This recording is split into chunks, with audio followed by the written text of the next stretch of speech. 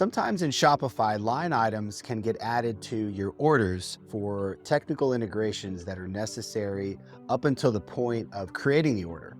But you don't want those line items cluttering up the admin interface after the order already exists in the backend. You can manually delete the line items in the admin, but there isn't a great way using the API to delete them.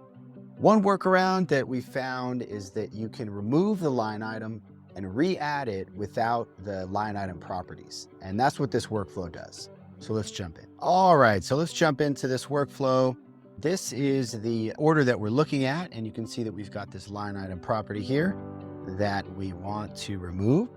But the way this works, and you want to be careful with this, is a bit of a heavy approach, but I think it's really the only way possible to remove line item properties.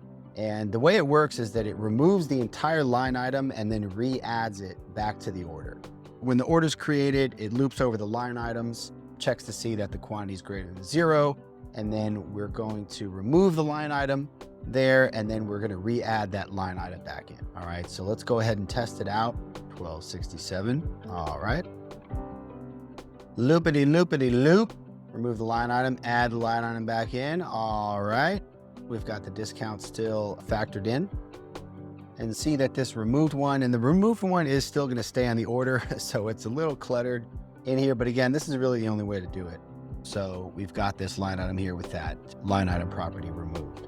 So that is pretty much it. Let us know if you need any help setting that up, and hope that helps.